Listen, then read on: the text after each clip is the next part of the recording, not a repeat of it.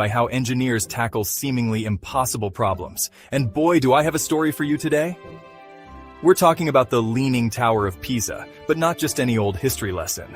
Nope, we're diving into how a bunch of super smart engineers managed to stop this iconic building from face-planting into the ground. Now let's set the scene with life-size terracotta sculptures. Yeah, that's right, we're getting artsy with our engineering. So buckle up because we're about to take a wild ride through time, soil mechanics, and some seriously cool problem solving. Okay, so it's 1173, and these medieval engineers are like, let's build a super tall bell tower. What could go wrong? Well, turns out a lot. The ground underneath was softer than a marshmallow, and before you know it, this tower's doing the lean.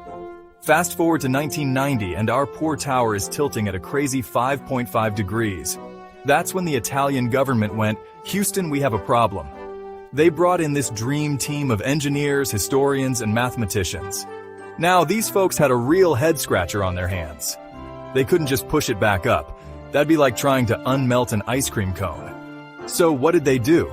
First up, emergency measures. They were like, let's slap a concrete ring around the base. That'll hold it.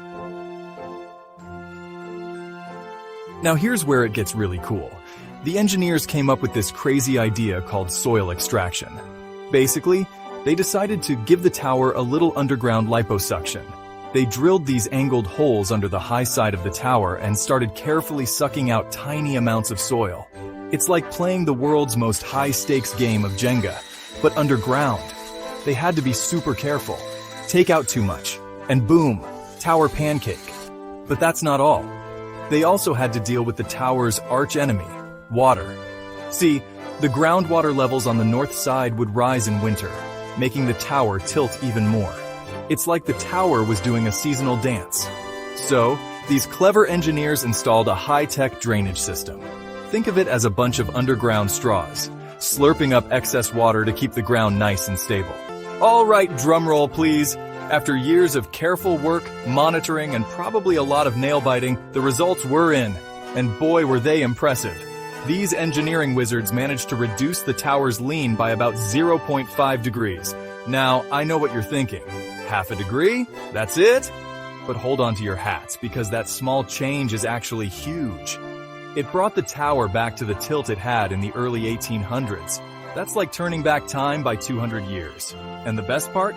They did it without ruining the tower's famous lean. It's still got that iconic tilt that makes tourists do those cheesy holding up the tower poses. The whole project is a testament to human ingenuity, patience, and some seriously cool engineering. It's like a love letter from modern science to medieval architecture. And there you have it, folks. The incredible story of how modern engineering saved a medieval marvel.